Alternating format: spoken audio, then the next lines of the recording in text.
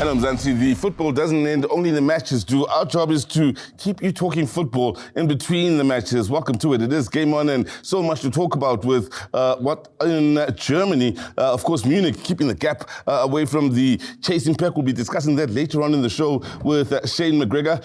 As far as South Africa goes, we'll be talking about Mamelodi Sundowns and how they've also kept the gap from the chasing pack. And in Jerry's Kosana, he'll be coming down to break down the beautifully South African game. And starting off the show, of course, got the pleasure of introducing Shane McGregor to talk all things England. And there is Liverpool that are doing likewise, keeping the chasing pack at bay. So, without further ado, time now for Game On.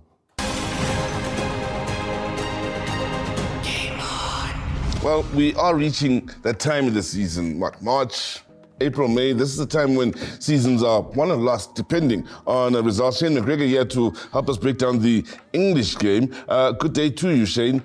Interesting results in as far as the chasing pack, or maybe the one team that's really chasing down Liverpool at the top.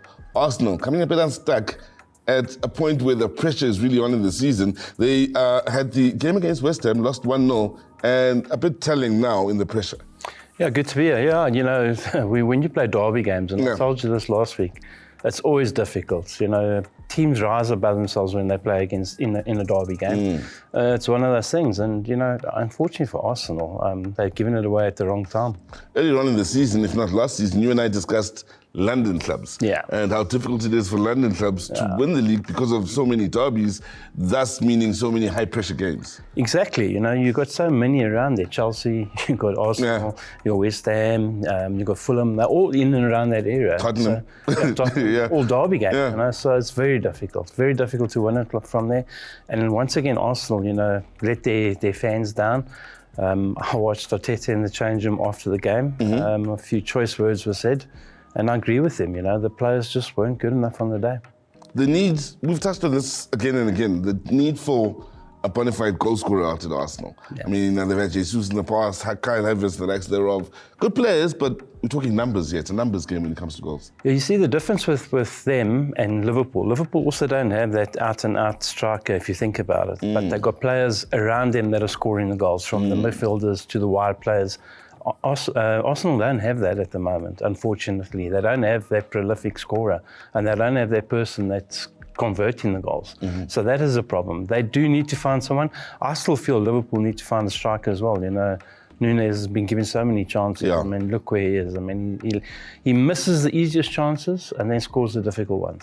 That's not a striker. So both teams will have to look at it. But, you know, Arsenal are struggling in that department. Now, let's talk about another London side, Chelsea. Of course, in the top four race, and done so well, improved so much to get to this point this season that they are in the battle for a top four spot this season, up against Aston Villa.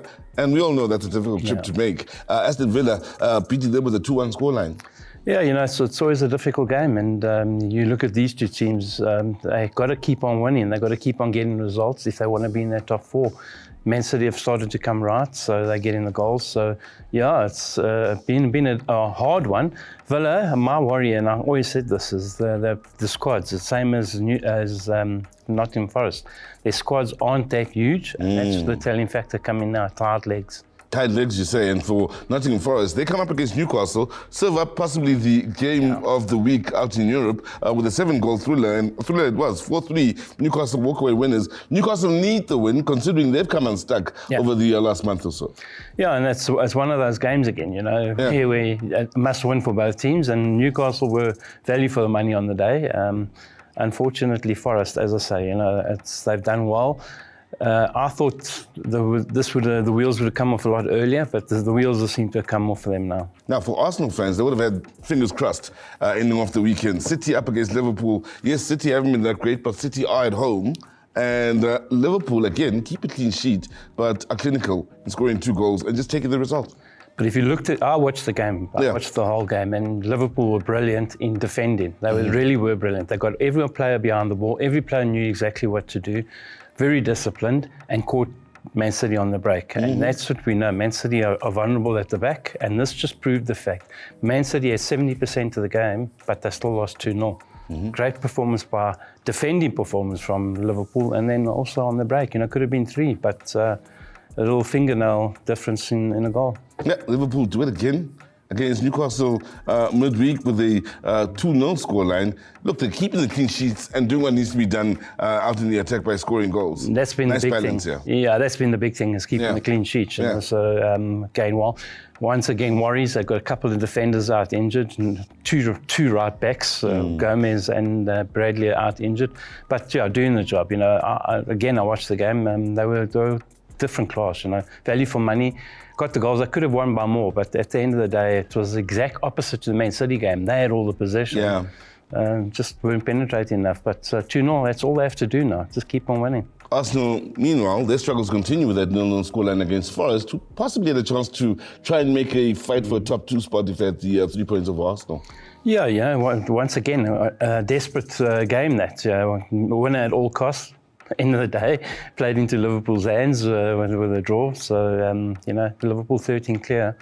They got 10 games and Arsenal got 11. Game of 2 halves, City-Tottenham. Tottenham lose 1-0, but Tottenham put up a proper fight in the second half, and it's a wonder they don't find the back of the net against City. But once again, you're looking at a Tottenham team where their players are coming back. Remember, I've been saying that they have had a lot of players uninjured. The players are coming back. You can see in the performances how well they're starting to play.